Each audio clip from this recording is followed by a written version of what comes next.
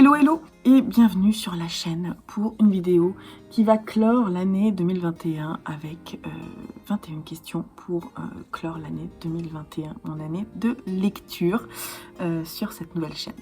J'espère que vous allez bien, je suis désolée pour ma tête un peu fatiguée, j'ai eu ma 3e dose et j'avoue que j'ai du mal un petit peu à m'en remettre, c'était un peu difficile, donc je dors pas bien, je suis un peu fatiguée, mais ça va aller. Donc 21 questions, alors c'est mon tag, donc c'est à dire que j'ai créé ça parce que je trouvais pas ce que je voulais. Si vous avez envie de le reprendre, n'hésitez pas, on va appeler ça 21 questions, je sais pas, je vous mettrai le hashtag si j'en crée un ici, je ne sais pas comment je vais l'appeler, peut-être ça sera dans le titre, parce qu'en fait j'ai déjà fait une vidéo sur ma chaîne créative et donc je vais pas mettre le même hashtag, donc je vous mettrai tout ça. Désolée. Donc, c'est un peu la même chose que les questions créatives, mais en fait adaptées en lecture. Alors, première question, comment ça va en cette fin d'année comment s'est passée ton année lecture et est-ce que ça va en cette fin d'année? Ça se passe bien. Alors, on va dire que côté lecture, tout va bien, c'est trop cool. Je suis contente de mon année. C'était vraiment une belle année lecture, de redécouverte de ce plaisir qu'est la lecture, avec un rythme un peu plus soutenu de lecture, qui m'a apporté beaucoup d'apaisement. Voilà. Donc cette année 2021 se termine plutôt bien côté lecture, un vrai plaisir, et j'ai très hâte que de 2022 commence avec toute ma palle qui est devant moi là. J'ai très hâte. Alors question 2, combien de romans as-tu lu? Alors j'en ai lu 90 et je ne compte pas d'une que je suis en train de lire. J'en ai lu 90 cette année à peu près, enfin voilà, j'en ai lu 90. Ce qui est quand même pas mal, hein, quand même, quand on y pense, parce qu'il y a 52 semaines, donc ça fait à peu près 1,5 livres par semaine. Et le rythme a progressé petit à petit dans l'année. Question 3, combien as-tu lu de graphiques cette année? J'en ai lu environ 70, mais le compte n'a pas été clairement fait, et pour moi c'est pas très clair. Mais j'en ai lu à peu près 70, on va dire. Aussi une belle année de découverte graphique avec des pépites.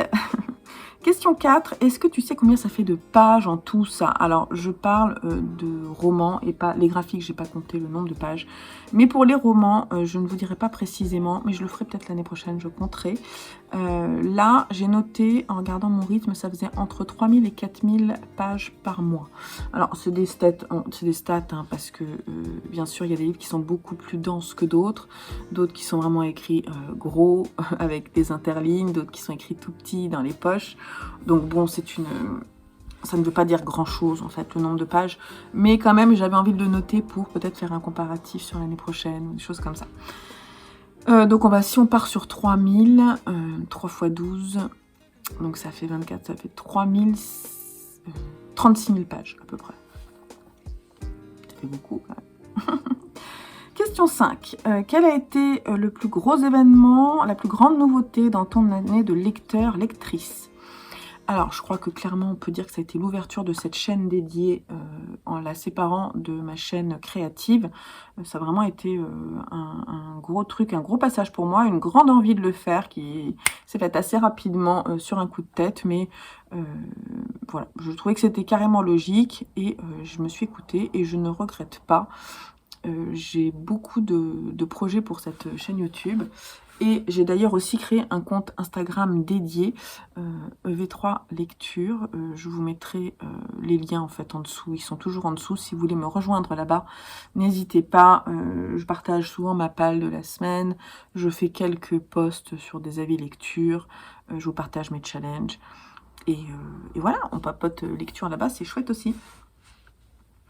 J'ai aussi créé un groupe Facebook pour faire des lectures communes, et ça aussi c'est chouette quand même. J'ai fait pour la première fois des lectures communes cette année. Même si je suis pas forcément une grande fan de lecture commune, parce que j'ai du mal en fait à m'adapter à un rythme de lecture de quelqu'un d'autre, hein. C'est quand même une expérience assez personnelle, la lecture. Finalement, ça m'a permis de rencontrer du monde et de discuter lecture avec d'autres personnes, même si je suivais pas forcément le même rythme. Et je crois qu'en fait, c'est ça qui est chouette en lecture commune, donc je regrette pas du tout. Et je continuerai l'année prochaine ce groupe avec grand plaisir. Question 6. Combien as-tu de livres dans ta palle? Alors, à l'heure où je vous parle, à peu près, je dirais, j'en ai 150. C'est pas clair, c'est pas très clair, parce que il y a les livres de ma palle, il y a les livres de la bibliothèque que je n'ai pas lus, mais on va dire qu'on est à peu près à 150. D'ailleurs, si vous voulez voir une des premières vidéos que j'ai faites sur ma chaîne, c'était justement l'état de ma palle. Je vous mettrai peut-être le lien pour que vous voyez un petit peu ce qu'il en est. Il y a des chiffres un peu plus précis. Bon, depuis, j'ai lu des livres et d'autres sont rentrés, donc c'est un petit peu compliqué, mais bon. Question 7, ta relation à ta palle, justement. Alors, ma relation à ma palle est assez saine. C'est-à-dire que ça ne me pose pas de problème d'avoir plein de livres dans ma pile à lire. Au contraire, j'ai tous envie de les lire. Donc, tout va bien. Le truc est que j'ai beaucoup de livres dans ma pile à lire et que j'ai pas de frustration, mais je trouve ça parfois dommage de pas forcément lire rapidement tout ce que j'ai. En même temps, quand je la vois, j'ai l'impression d'être dans une bibliothèque où je peux piocher à l'envie, donc c'est plutôt cool. Donc ça me pose pas de problème d'avoir beaucoup de livres. J'adore acheter des bouquins et j'ai pas envie de me frustrer avec ça. En revanche, il faut que je me limite un peu parce que l'année 2021 a été synonyme de beaucoup d'achats de livres parce que j'avais quasiment pas de palle au début de l'année. Donc vous imaginez avec le nombre que je vous ai dit ce que j'ai pu acheter. Mais je regrette pas parce que j'avais besoin de faire ça. Maintenant, 2022, je participe au challenge principal de Floris et Dépôtron Minet. Et du coup, j'essaie de faire ça un petit peu différemment. C'est-à-dire que je me permets d'acheter des choses quand j'atteins certains niveaux. Après, je ne suis pas forcément le dosage qui est donné par Floris et je ne sais pas comment elle s'appelle, Dépôtron Minet. Ah, faudrait que j'ai son prénom, je suis désolée. Donc Floris c'est Flowfly et Dépôtron Minet, elle n'est pas sur YouTube, elle est sur Instagram, mais elle fait des vidéos, donc je vous invite à aller la voir. C'est très intéressant, elle partage ses avis. Et donc du coup, je suis pas leur rythme, mais je me suis fait un propre rythme avec un nombre de pages.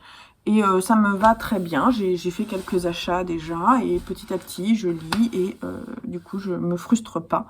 Mais j'achète moins, et je lis plus. Donc, on fera un point sur la palle, je pense, au courant d'année. Alors, question 8. Quel est ton format de lecture préféré? Papier, numérique ou audio? Alors, je dirais papier, mais je lis de plus en plus au format numérique. D'ailleurs, je vais vous faire une petite vidéo pour vous montrer mes cadeaux de Noël. Et dedans, il y a quelque chose qui est en rapport avec ça. Voilà. Et puis, j'ai lu pas mal de livres audio. Enfin, non, j'ai écouté pas mal de livres audio. Et avec mon second métier qui est de faire de la teinture de laine, finalement, c'est très agréable. Parce que ça me permet de lire et de découvrir des livres. Autrement, même si parfois je suis pas toujours emballée par les livres audio et je trouve que je retiens moins, c'est pas du tout la même expérience, je trouve, de lecture.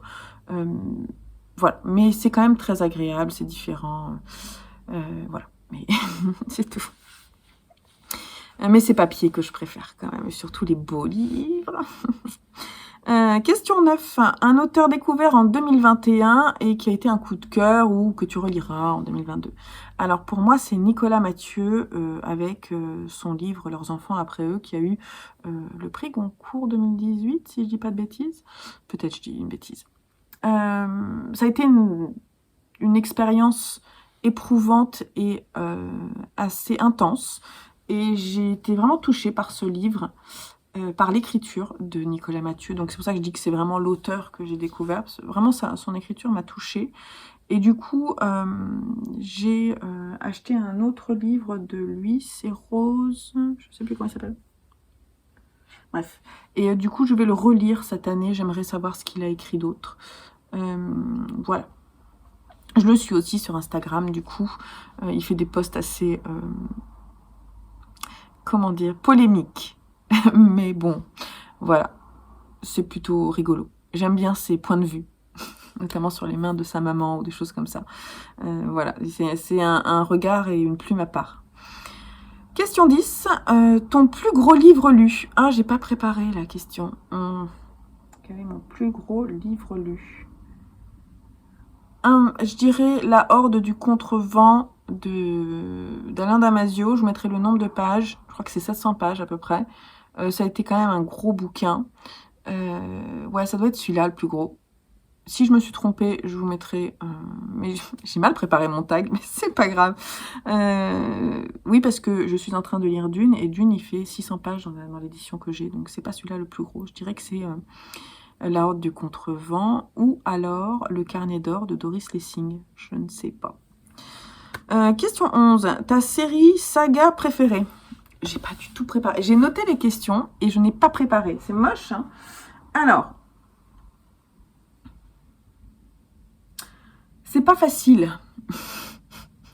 C'est pas facile comme question. J'ai en fait devant moi les sagas en cours. Alors je dirais que je ne l'ai pas terminé. Mais ma saga préférée est peut-être Le Prieuré de l'Oranger que j'ai découvert cette année. Et j'ai pas encore lu le deuxième tome. Et vous voyez, il est dans ma pile pour les prochains jours ou semaines de lecture. Donc j'aurais dû le lire avant. J'ai peur d'avoir mis trop d'espace entre mes deux lectures, mais j'ai beaucoup aimé. J'ai beaucoup aimé le premier tome de Grisha, mais le second tome m'a déçu, donc je peux pas dire que c'est celui-là. J'ai beaucoup aimé La Faucheuse de Neil Shusterman. J'ai lu le premier tome et j'ai vraiment bien aimé. J'ai aussi beaucoup aimé commencer l'Épouvanteur. La saga de l'Épouvanteur de je sais plus qui. Oh, zut.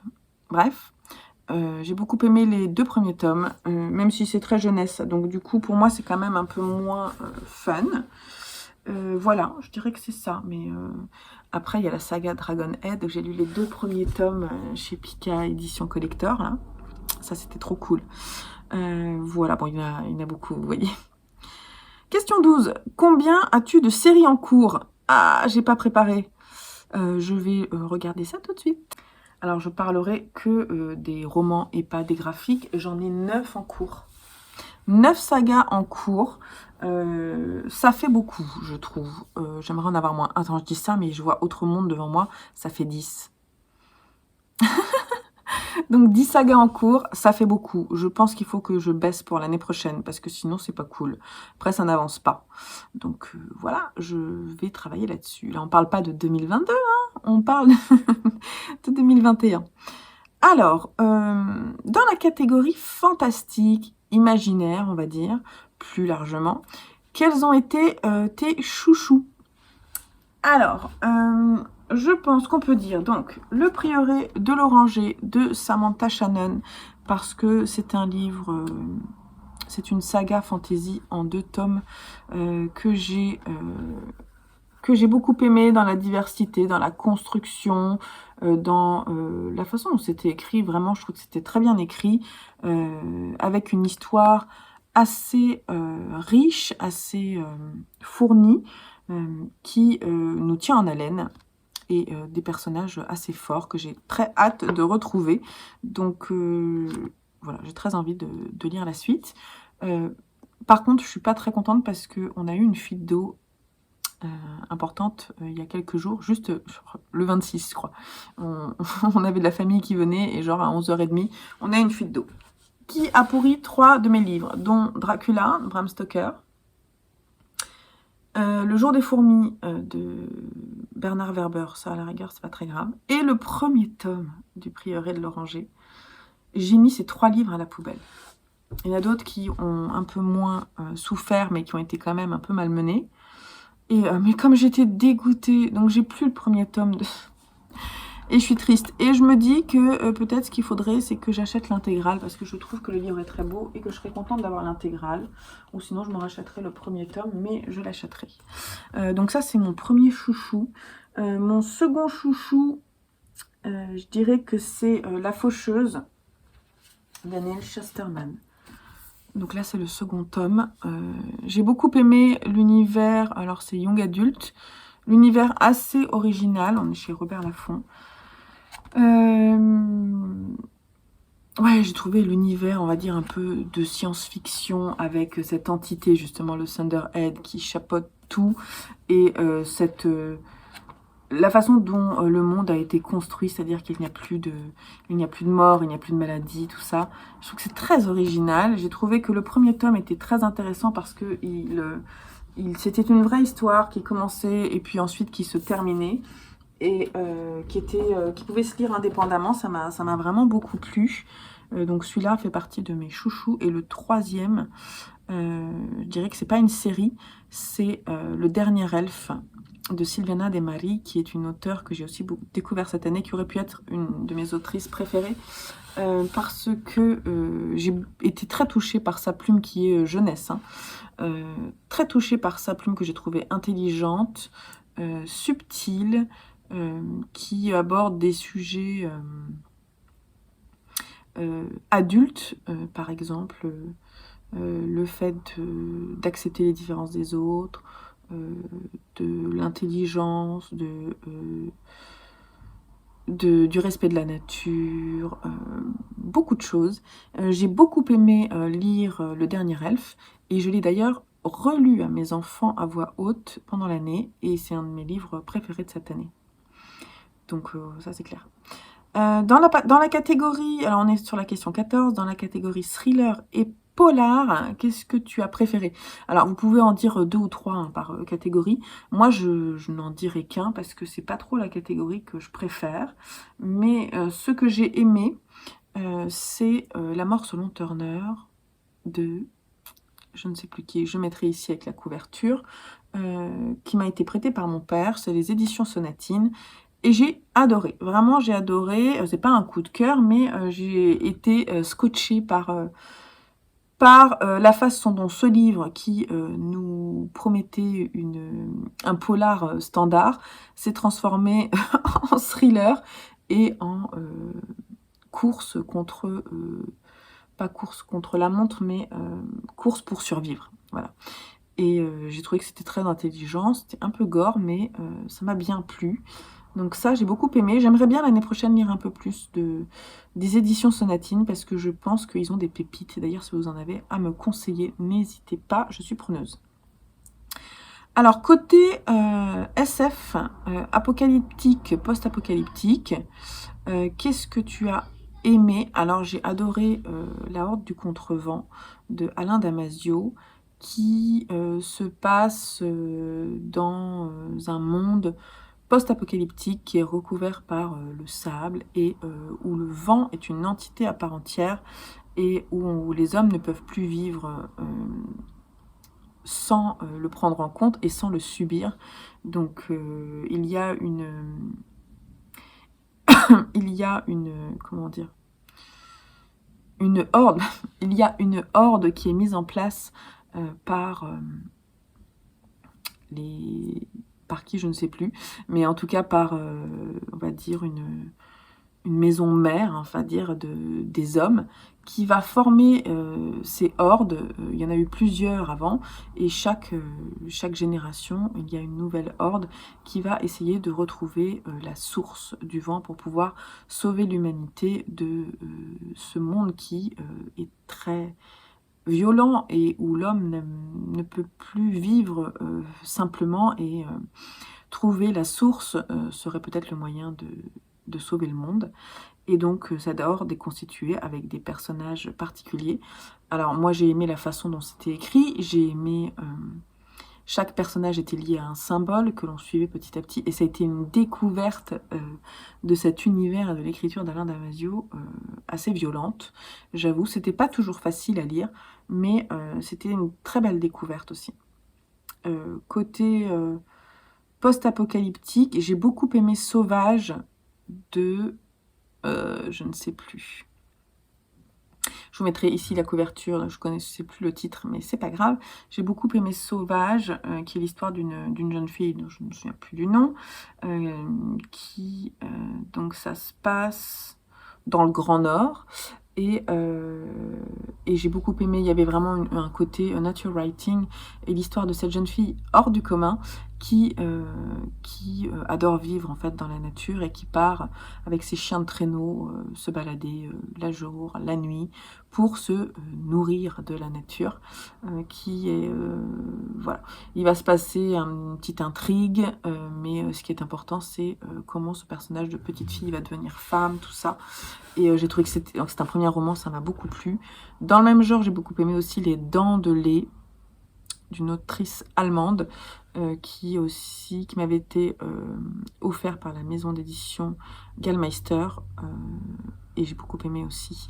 C'est un peu le même genre, c'est post-apocalyptique ou apocalyptique, on va dire plutôt, puisque le monde est en train de perdre toutes ses couleurs et les hommes s'enferment en fait pour se protéger de l'extérieur. Et là, on est dans un monde clos où les gens ont peur des autres et en fait, il y a une personne qui va arriver de l'extérieur et on va suivre le personnage d'une fille et de sa mère qui ont une relation complexe. On va comprendre pourquoi. Et il y a une petite fille qui n'est pas issue du monde de ce vase clos, qui va arriver de l'extérieur et qui ne va pas être acceptée. Et notre personnage central, qui est une jeune femme, ne va pas comprendre et va essayer de la soutenir. Et on va voir un petit peu comment ça se passe. Et j'ai beaucoup aimé. Hélène Bukowski, voilà, et je me souviens. Et alors, tes chouchous en littérature blanche. Mes chouchous en littérature blanche. Je vais juste regarder. Alors, il y a Beignet de tomates vertes et la suite aussi, j'ai beaucoup aimé. Je ne sais plus, c'est le nom d'une autrice américaine, hein, vous le savez. Je vous mettrai la couverture ici. C'est un livre qui a commencé mon année et j'ai vraiment pris beaucoup de plaisir à le lire. C'était très fluide. C'est l'histoire d'un village et d'un café-restaurant tenu par deux femmes qui sont lesbiennes dans une période un peu, on va dire, ancienne.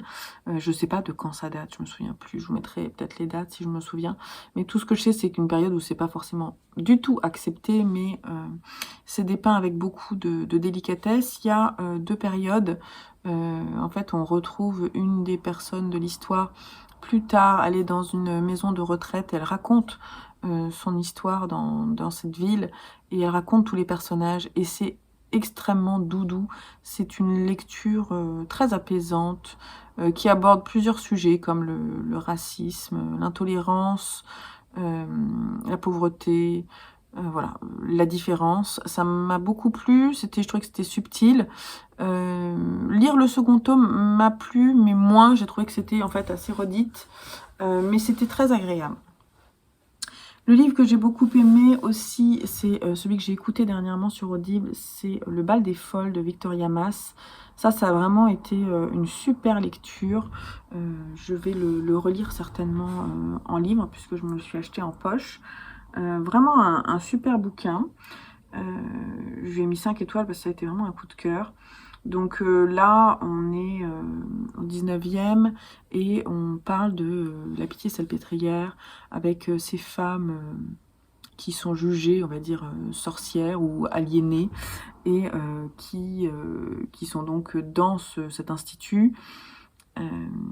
Alors il y a des femmes qui ont des déficiences mentales et puis la majorité, on va dire, sont surtout des femmes qui gênaient la société à cette époque. Et chaque année, on organise un bal pour le bal des folles. C'est inspiré de faits réels. Et en fait, ces femmes étaient un peu mises en avant dans des belles robes, tout ça, et les hommes du beau monde, le beau monde venait les voir, danser avec elles, tout ça. Et on va suivre l'histoire de plusieurs femmes à l'intérieur de la Pitié-Salpêtrière, plus une autre histoire d'une autre femme qui a des visions un peu gênantes. Et on va aussi suivre le personnage assez troublant de la femme qui va s'occuper de la gestion de Lapidie-Salpêtrière. Donc j'ai trouvé qu'en fait c'était un portrait de femme extrêmement beau, un livre court, mais alors une claque d'un point de vue écriture, très intéressant, très percutant. Ça m'a beaucoup plu sur la dénonciation de tout ce qui a pu être fait aux femmes à cette époque-là et qui en plus est réaliste. C'est assez troublant. Dans Audible, il y a un entretien avec Victoria Mass à la fin du livre qui était très intéressant également. Elle explique un petit peu comment la genèse de son livre, et vraiment je vous invite à l'écouter, c'était vraiment très très bien. Et alors, côté graphique, question 17, qu'est-ce qui t'a le plus plu cette année? Alors, je pense qu'on peut dire que j'ai lu quand même beaucoup de graphiques. On va dire que ceux qui ont retenu mon attention, il y a Dragonhead, qui m'a vraiment beaucoup plu. Dragonhead de Minetaro Mochizuki, c'est ça. Ça m'a vraiment beaucoup plu. J'ai lu les 2 premières intégrales. Et je lirai les suivantes, c'est sûr. Ensuite, côté manga, encore, j'ai adoré My Broken Mariko de Wakamitaro, chose comme ça.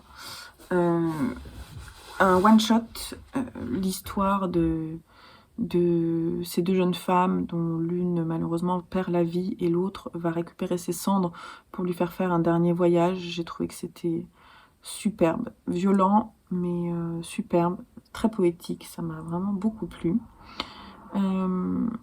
Et le 3e, je trouve ça très difficile de choisir 3 livres.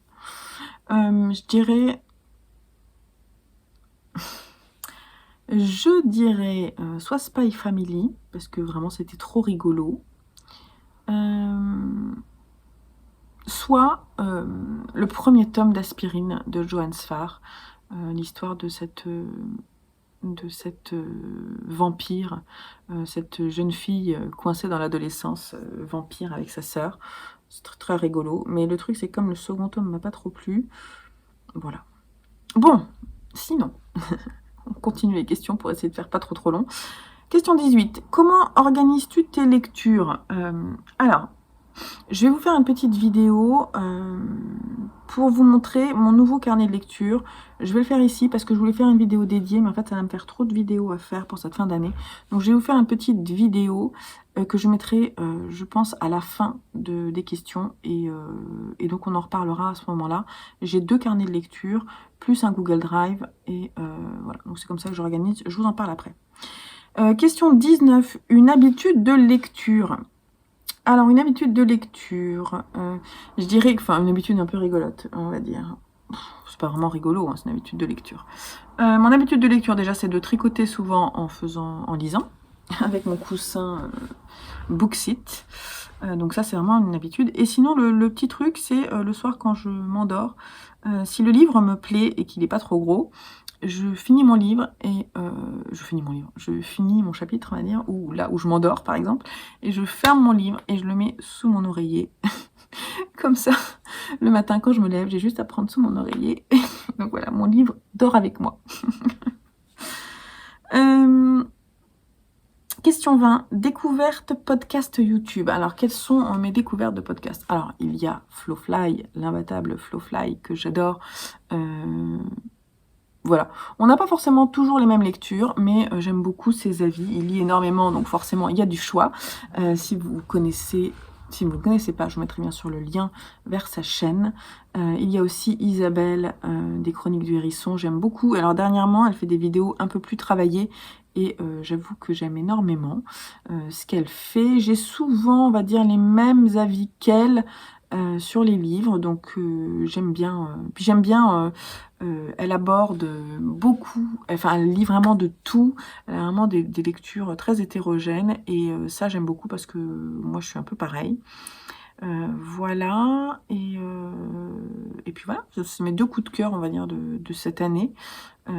J'aime beaucoup. Et puis, dernière question, quel a été ton challenge chouchou de l'année 2021, ton challenge lecture chouchou? Alors, j'ai réfléchi parce qu'en fait, j'en ai fait quand même beaucoup. J'ai commencé l'année 2021 en finissant le Cold Winter Challenge. Ensuite, j'ai fait le mois de la fantaisie. Ensuite, j'ai fait Paye ton slip de...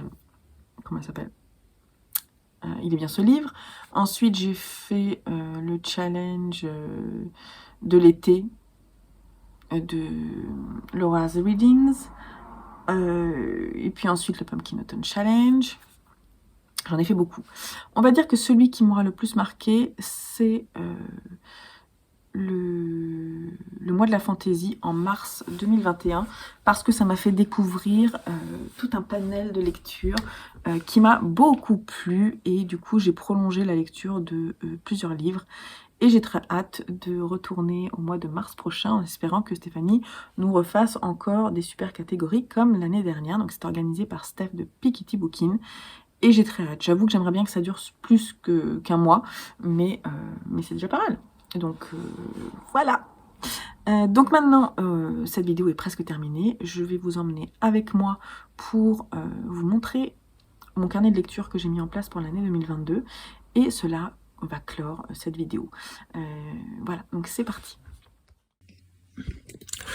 Donc voilà les deux carnets qui vont m'accompagner pour 2022. Donc celui-ci est un carnet qui m'a été offert. J'enlève l'étiquette parce que c'est moche, j'en profite. Donc c'est un carnet Emma, donc c'est vraiment les carnets pas très chers, mais je le trouve très sympa. Et j'ai mis une illustration de, je ne sais plus qui, je crois que c'est... Attendez, ça va être écrit derrière. Je me demande... Ça va être difficile. C'est écrit là, je suis bête. Le prince au petit pois. J'aime beaucoup cette illustration qui je trouve convient en fait pendant toute l'année, et je trouve que ça va bien dans les tons. Alors en fait ce petit carnet me permet de faire un point sur les sagas en cours. Donc vous voyez, j'ai mis j'ai mis des numéros de pages en fait quand j'ai pu.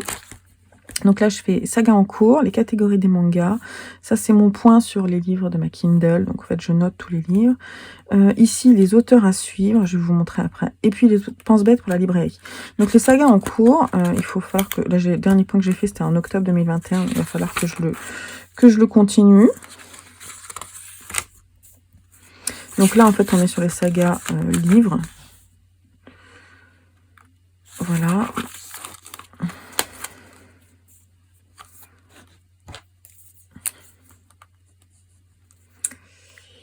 Hop, les sagas manga en cours. Celle-là, je l'ai finie dernièrement.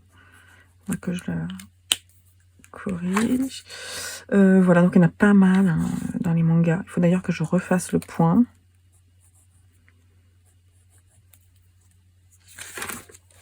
Les sagas graphiques en cours. Ça, je l'ai lu aussi.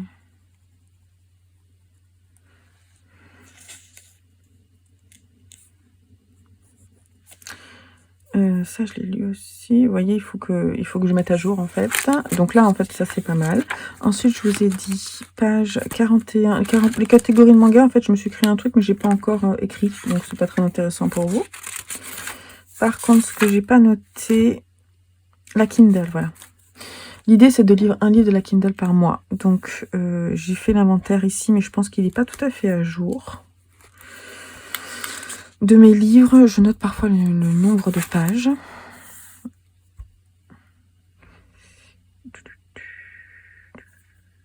Là, je sais que j'en ai racheté un, donc il va falloir que je le note. Ensuite, j'ai mis les auteurs à suivre en page 81. Donc en fait là, je voudrais noter les livres que je n'ai pas lus et qui m'intéresseraient de trouver. Par exemple, comme je l'ai fait pour Madeleine Miller. Donc je mets l'origine, l'année et s'il y a des petites infos sur l'auteur. Donc elle a écrit que 2 livres, donc ça va aller vite. Hein. Alain Damasio, j'ai mis les livres qui pouvaient être intéressants et ceux que j'ai lus. Jodi Picoult, qui était l'auteur que je voulais lire l'année dernière. Et en fait, à un moment, j'ai lu un de ses livres et puis ça m'a un peu... ça m'a moins plu, donc du coup, je suis passée à autre chose. Yuko Mishima, parce que effectivement, c'est un auteur qui me plaît beaucoup. Samantha Shannon, parce que le prix de l'oranger m'a beaucoup plu. Voilà, donc c'est Rose Royale que j'ai. Donc ça me plaît. Johann Sfar, Aspirine, c'est en cours. Voilà, donc c'est pas tout à fait à jour, mais bon, c'est plutôt intéressant. Il faudrait que je fasse pour Victoria Mass, je pense que ce serait bien. Pense bête pour la librairie, à quoi ça ressemble? C'est comme un répertoire, en fait, hein, par lettre d'auteur. Je mets les livres, en fait, qui m'intéressent, que je voudrais trouver. Donc au crayon à papier, bien sûr, parce que si je les trouve ensuite, je les enlèverai. Et voilà, donc du coup, ce carnet est censé m'accompagner quand je vais en librairie. Il est censé, parce qu'il ne m'accompagne pas toujours, pour que je puisse acheter des livres qui m'intéressent et pas forcément d'autres livres que ça. Il faut que je pense à le mettre dans mon sac à main. Et le second carnet est un carnet un peu plus important qui est de la marque Legami Milano.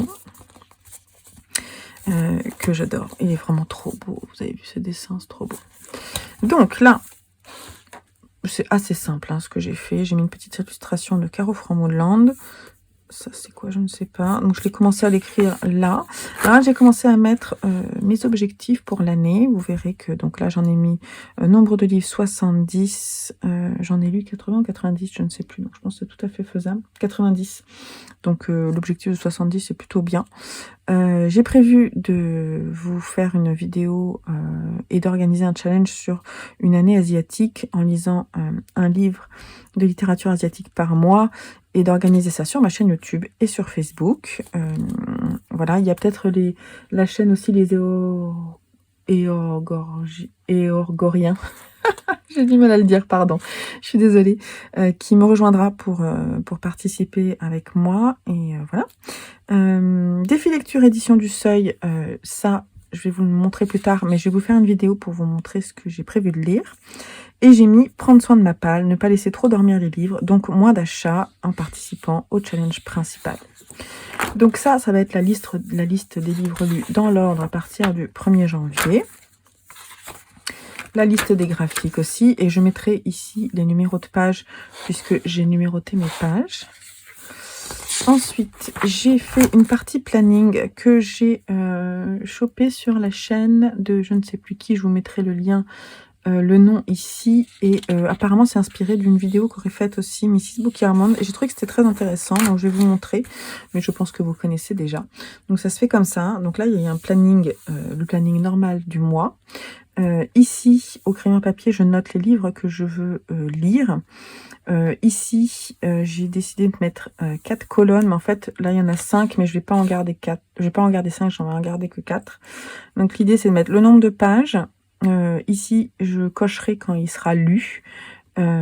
P, si j'ai fait un post, je crois que c'est ça, mais en fait, c'est surtout Instagram. Vous voyez, là, pour le mois de février, j'ai mis Instagram. Et le nombre de pages, si je l'ai lu, si j'ai fait les photos et si j'ai fait la chronique. En fait, c'est ça. Et là, j'ai rajouté YouTube. P, c'est pour photo. YouTube. Mais ça me va pas trop. Je pense que je vais garder plutôt comme ceci. Je sais pas si vous voyez là. Je trouve ça plus intéressant. Et donc, vous voyez que j'ai déjà prévu ce que j'allais lire un petit peu. Je mets au crayon à papier. Ça veut pas dire que je vais forcément respecter tout ça. Donc, j'ai prévu les 3 premiers mois. J'ai fait les dessins des 3 premiers mois. Et la suite, je n'ai pas fait. Ensuite, ici, nous avons les lectures. Donc, en fait, ma page lecture va se présenter comme ça. Donc, les numéros de lecture. Donc là, on est sur des lectures de romans. Les lectures graphiques, je sais pas. Non, je crois que je les ai pas mises, en fait. Je crois que je sais pas si je les mettrai. Donc le titre, l'auteur, l'année, la maison d'édition, le nombre de pages, le genre, les mots-clés associés, le public visé si ça participe à un challenge, mon appréciation finale, le contexte dans lequel ça se passe, l'époque, le pays, tout ça, le nom des personnages, parce que c'est quelque chose dont je ne me souviens jamais, vous le savez si vous me suivez, ce que j'ai préféré, ce que j'ai moins aimé, s'il y a des citations que je veux garder, est-ce que je fais une chronique, et si je la fais, la date à laquelle je la fais. Je trouve que c'est plutôt pas mal, et voilà. D'ailleurs, en parlant de ça, j'ai vu sur Babelio, j'ai participé à un sondage parce qu'apparemment, ils voudraient mettre en place un carnet de lecture. Et j'ai participé à leur sondage parce que je cherche un carnet de lecture qui soit déjà prêt et je trouve jamais quelque chose qui correspond à mes attentes, d'où le carnet que je fais moi-même. Donc vous avez vu entre-temps en vous parlant que j'ai tourné mon carnet et que j'ai ouvert de ce côté-là une partie de challenge. Donc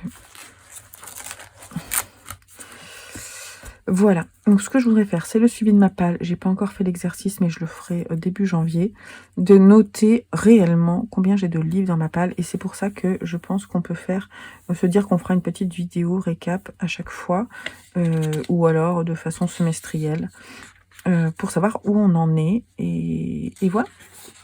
Ensuite, j'ai noté les challenges auxquels je participe. Donc ici, il y a le Cold Winter Challenge avec au crayon à papier ce que j'ai prévu de lire et au stylo ce qui est vraiment lu. Ici, nous avons le Winterland Challenge organisé par Cecilia Cherry Blossom qui se passe sur Instagram. Alors, je ne fais pas forcément de post, mais j'y participe. Ici, le challenge de la crypte organisé par les livres de la crypte. Je sais pas trop, en fait, je vais y participer peut-être, mais enfin voilà, j'ai écrit les livres pour lesquels j'ai fait mes lectures et qui pourraient rentrer dedans, et on verra bien par la suite. Ça, c'est ma feuille pour l'organiser l'année asiatique. Je suis encore en train de réfléchir à la présentation, donc tout est au crayon à papier, on en reparlera. Et ça, c'est le défi lecture 2022 édition du Seuil, dont je vous parlerai prochainement, donc je vous montre pas trop. Voilà, voilà ce que je voulais vous montrer. Donc 2 carnets de suivi pour cette année. J'enregistre pas. J'étais en train de parler, mais j'enregistrais pas. Donc ça pour dire que voilà, cette vidéo est terminée sur l'année, le récap de l'année 2021. Je vous mettrai toutes les questions en dessous. Vous pouvez les utiliser si vous le voulez, n'hésitez pas. Et puis voilà, donc on se retrouve très prochainement pour d'autres vidéos. J'ai prévu pas mal de vidéos pour la fin de cette année et début d'année 2022. J'espère que ça vous plaira. Et si c'est le cas, n'hésitez pas, le petit pouce en l'air et abonnez-vous parce que cette chaîne est une toute nouvelle chaîne et elle a besoin de soutien. Je compte sur vous. Je vous fais des bisous. Bye bye.